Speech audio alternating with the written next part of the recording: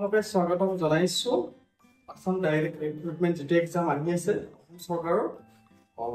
কিছুদিন পিছত আহি আছে তাৰ কাৰণে আমি ৰিজনিং নামৰ এটা খণ্ড আৰম্ভ কৰিছো ইয়াত এটা কোৱেশ্চন দিয়া আছে সেইটো আমি কেনেকৈ সলিউশন হয় সেইটো দেখুৱাই দিম চৰকাৰ ফিক্সো এটা এলফাবেটৰ কোৱেশ্চন হয় যদি ইকুৱেল 15 হয়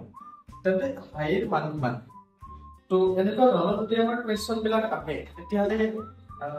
কম সময়তে আমি কৰিব পাৰো টেকনিক আছে তাৰ প্ৰথমতে আমি জানো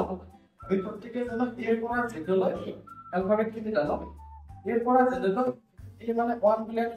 ধৰক জেড মানে এইটো হয় 26 তো এৰ পৰা জেড ইয়াতে এৰ পৰা জেডৰ ভিতৰত এই নাম্বাৰিং কৰি আমি এনফাইটা কৰিব পাৰি ইয়াতে ডেট দিয়া আছে টি আমি প্ৰথমে ডেটটো উলিয়াই লওঁ তাৰপিছত আমি এইফালে হাইৰ মানটো উলিয়াম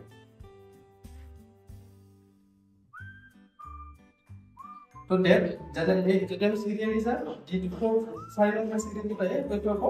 4 1 টি20 আৰু ই হ'ল 5 তো হ'ল 30 ওকে আৰু ইয়াত যদি হাই পৰো G27 H to 8 ত আহে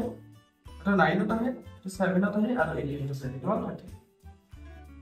তো এটা 30 ইয়াত কৰিব লাগে কি কৰিব লাগিব 2 ৰে 30 ডিভাইড কৰি দিব লাগিব তো তো 15 তেতিয়া 30 হৈ যায় তো आंसर এটা ওলাই চাইটা হয় তো তাই ডেটৰ পৰা 15 টো ওলাই ঠিক তেনেদৰে আমি হাইৰ যদি উলিয়াও 2 ৰে যদি ডিভাইড কৰি দিও তেতিয়া 16 হ'ব 32 তো आंसर এটা কিমান হ'ব आंसर হ'লে তো 30 16 आंसर হ'ব 16 যদি কোনো অপচন যদি দিয়ে তে অপচন আমি 16 ত তেতিয়া টিক মাৰি দিব লাগিব